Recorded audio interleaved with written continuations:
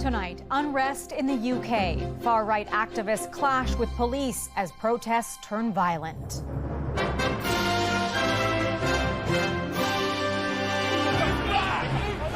Dozens arrested in demonstrations involving anti-immigration groups. I utterly condemn the far-right thuggery we've seen this weekend. The worst disorder the country has seen in years. People in Paris jump on the Olympic bandwagon. There was quite a bit of complaining, but I feel like everyone's really enjoying it. As Canada lands a 5th gold medal in a historic finish.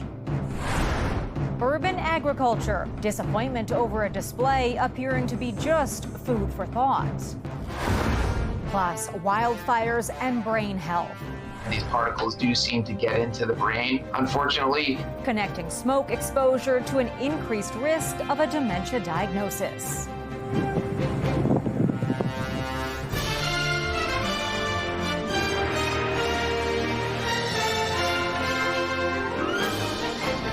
CTV National News with Heather Butts. Good evening. We begin tonight with the eruption of far-right violence sweeping across the UK. Anti-immigration rallies hit multiple cities. Officials blame far-right groups exploiting the horrific stabbing attack that killed 3 children. In the north today, a mob targeted a hotel that was housing asylum seekers. Britain's new prime minister is condemning the violence, the worst riots the country has seen in more than a decade. CTV's Christina Tanalia reports. Rioting in the town of Rotherham. A violent group, some clutching UK flags, stormed a Holiday Inn, breaking windows, setting afire and injuring police, as some shout, "Get them out!" The them, migrants. This hotel houses asylum seekers. Nearly a week of violence has gripped parts of the UK after Monday's murder of 3 young girls at a Taylor Swift-themed event in northwest England.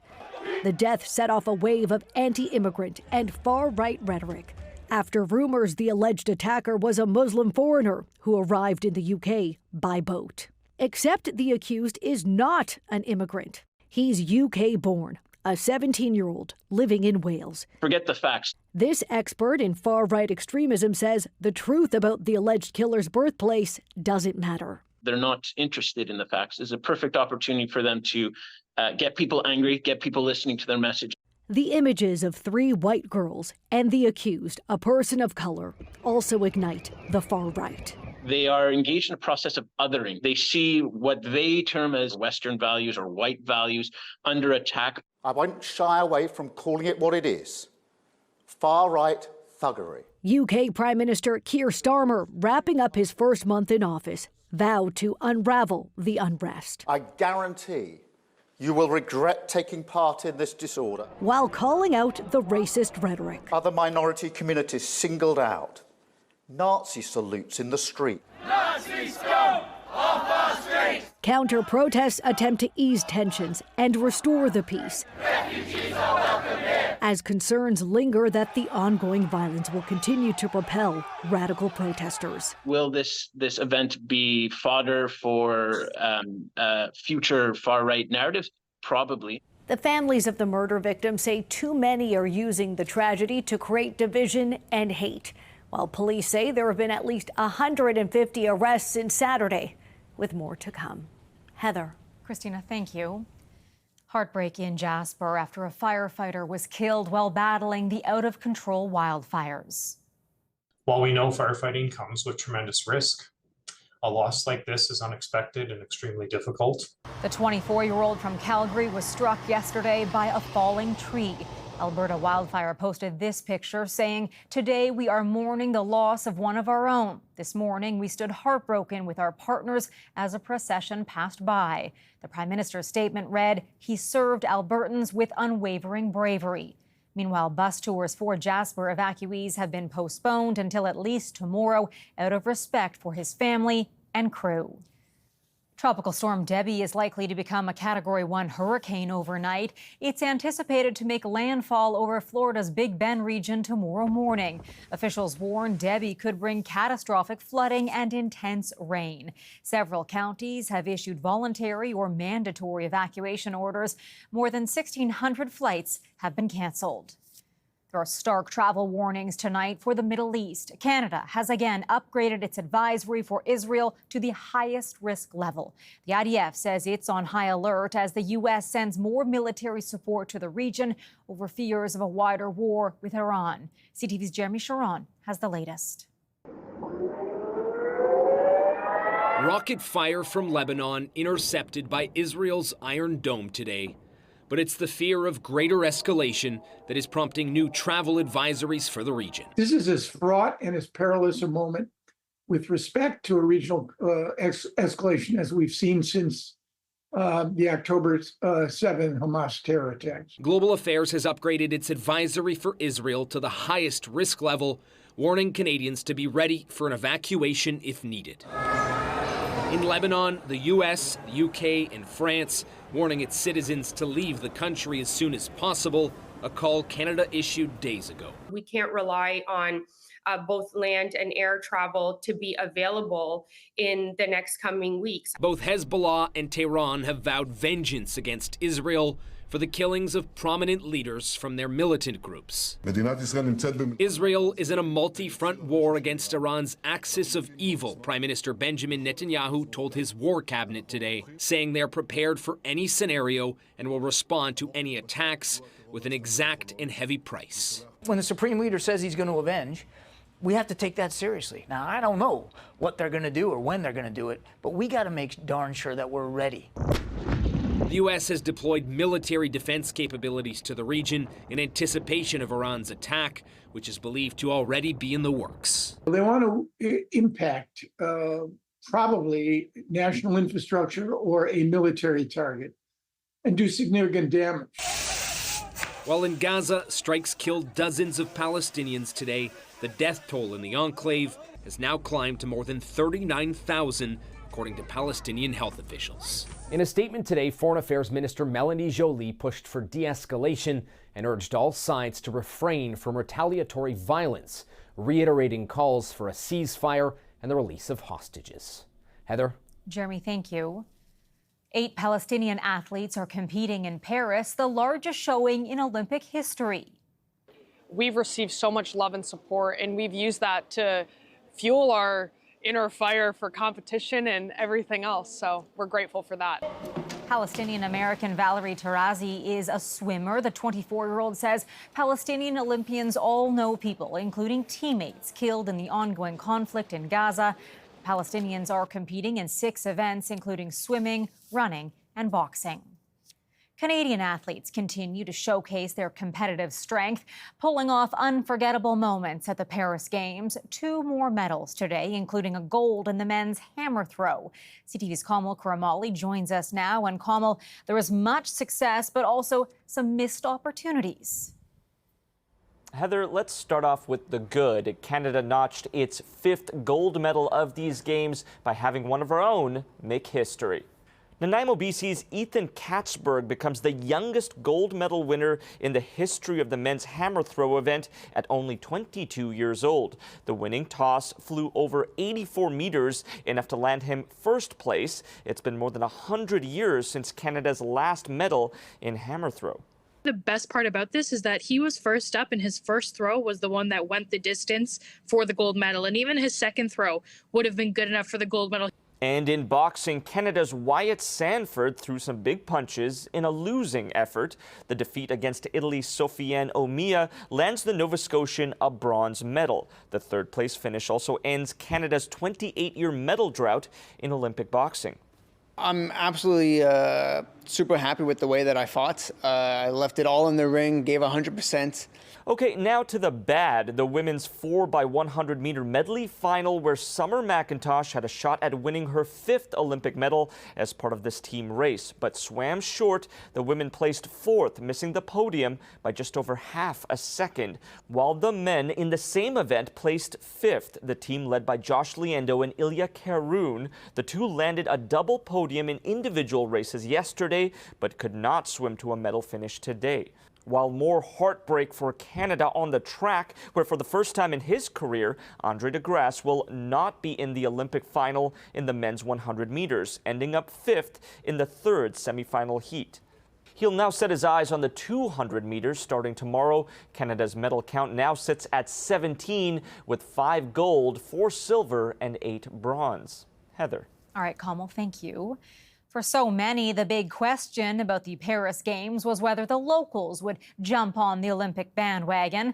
After months of concerns and complaints, it seems many have been drawn in. CTV's Jean-Pierre Bushman reports from Paris. Paris, en fait. The glow of the Olympic flame, it seems, has melted through Parisians' facade of indifference. C'est super, il y a une super ambiance. The atmosphere is amazing. We weren't expecting it, says Marine Baguenot, but this is cool. Chic Parisians are donning the tricolore, the French flag. Dancers from the famed Moulin Rouge joined into the carnival spirit of the game. It's amazing. It's like I just said, like it's a once-in-a-lifetime experience. It wasn't always a given that the Olympic spirit would take hold in the city of cool. There was quite a bit of complaining about the disruption to the city, but I feel like everyone's really enjoying it. Well, those who stayed, many did hang up the fermé, closed sign and left the city. A lot of my friends left, but I think some of them were trying to get tickets and was sad of missing out on the Olympics. Former Canadian Olympic cyclist Caroline Canuel is now a spectator at these games. It's been crazy, and I mean, I've done Tokyo with the COVID restrictions, so seeing people out and come to cheer for the athletes, I think it's really, really cool. Months of Parisians grumbling about the games, the inconvenience, security fears, concerns over cost overruns now seem to be drowned out by cheer. It helps that France is now on a gold rush, led by newly minted superstar Léon Marchand in the pool. Mais nous, les Français, on est des râleurs. As French people are complainers, he says, many Parisians didn't want the Olympics. Now they've realized the atmosphere is the best there's ever been at any Olympic game. Not all Parisians. The launch of the Games saw a tourism boom in the last week of July, a 20% increase compared to last year. But some owners say the early summer was slow and that sports fans crowding venues aren't veering far off the Olympic path. At Coco Bello French macaroon shop, they're savoring the Olympic spotlight on Paris. Là, pour nous, c'est pas assez. But they say the boom they hoped for is, at least for now, a bit of a bust in sales. Still, the Olympics seem to have turned Parisians into tourists in their own city. Paris is very different, like usually. It's wonderful. It's amazing. It's amazing. The mayor of Paris has already said she wants the cauldron to remain as part of the new landscape here in Paris, as well as the Olympic rings on the Eiffel Tower. Heather. A lasting Olympic display. Geneviève, thanks. There is an unusual sight just steps away from the Parliament buildings in Ottawa. Rows of corn, beans, and squash. The garden patch is meant to promote urban agriculture and improve access to food for those who need it. Just not this food. CTV's Colton Prale explains. There's always room to grow. In the shadow of Parliament, this agrarian display by the National Capital Commission is part of the Crown Corporation's goal to support a more sustainable and available food system. It means growing crops in unexpected places. But this food isn't for eating. If you're going to show that you can grow food sustainably in a city, you need to make it accessible all the way up to consumption, right? In a statement to the Canadian press, the NCC says the food could be unfit for consumption due to potential soil contamination and concerns over the water used for irrigation. Urban agriculture has exploded in popularity over the past decade. It's also become a vital source of support for nonprofits at a time when food costs are exorbitant. It's quite an overwhelming responsibility, and it's not getting better. We meet regularly with our board and we wonder how we're going to carry on at this pace. The Ottawa mission serves over 4,000 meals a day. The need is now so great they rely on roving food trucks to offer free support across the city. According to Food Banks Canada, 1 in 4 Canadians experience food insecurity. while food banks across the country have seen visits jump 50% since 2021. It's why experts say gardens like these need to do more than offer an idea. The intent is good. The impact really needs to be well-rounded, where people have access to this food. CTV News reached out to the National Capital Commission about these enclosures and whether future urban gardens would provide food to those who need it. The federal agency declined an interview and didn't provide comment before deadline. Colton Prail, CTV News, Ottawa. Coming up, could breathing in wildfire smoke cause harm to your brain? Particles do seem to get into the brain, unfortunately. The link between dangerous fires and dementia.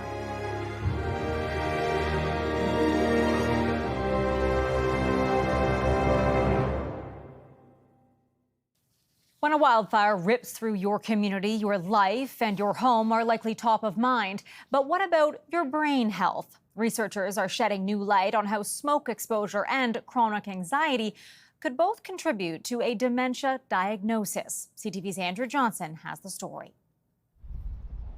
If you suffer from anxiety, a new study suggests you could face a much higher risk of dementia. Anxiety and other stressors can actually impact your brain's health by increasing levels of stress hormones, increasing levels of inflammation, and over the long term can injure brain cells. The study, published in the Journal of the American Geriatric Society, has found a link between anxiety and developing dementia years later. Chronic or new onset anxiety nearly tripled the risk of a dementia diagnosis.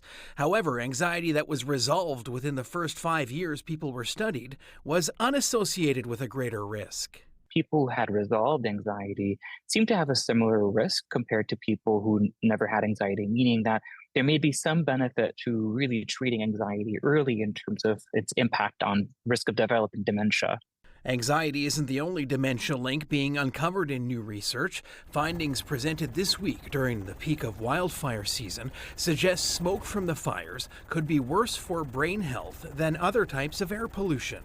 So these particles are very small, as you suggested, and they're smaller than the human hair. In fact, about 1/30th. You can't see them. You can see them in this picture because there are millions of them. The study found exposure to wildfire smoke increased the risk of a dementia diagnosis significantly more than exposure to car exhaust. Particles do seem to get into the brain, unfortunately. So that research is concerning. When it comes to keeping wildfire smoke out of your home and your lungs, experts recommend using an air purifier, air conditioner, or the fan setting on your furnace with a MERV 13 rated filter. Andrew Johnson, CTV News, Vancouver. Still ahead, making a splash in someone else's pool. When the side hustle for homeowners goes sideways.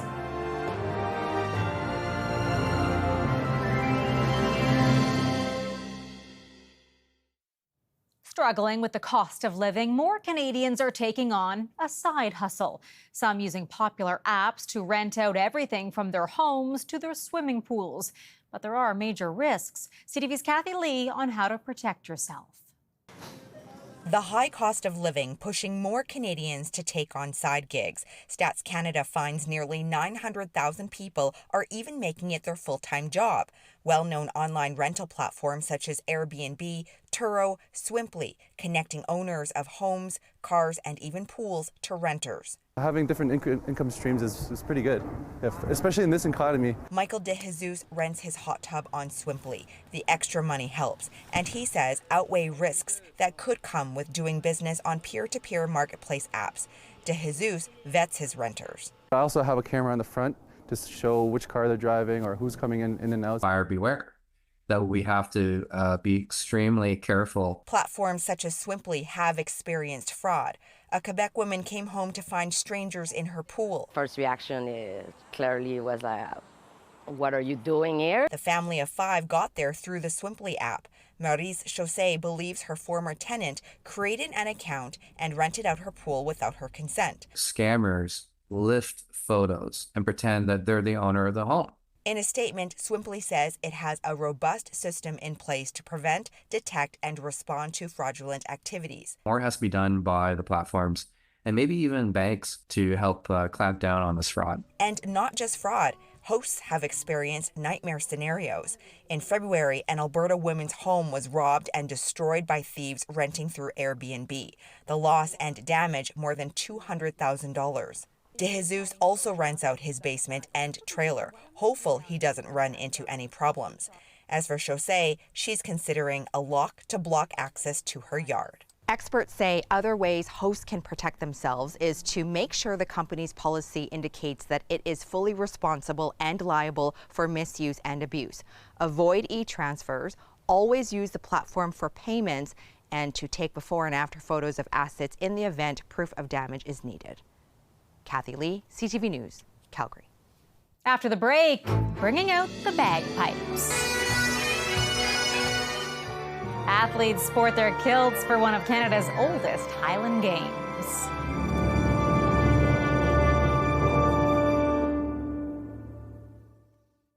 A fun-filled family festival brought bagpipes, kilts, and muscle to Montreal. The traditional Highland Games reconnects competitors with their roots as a celebration of Scotland. CTV's Olivia O'Malley has more.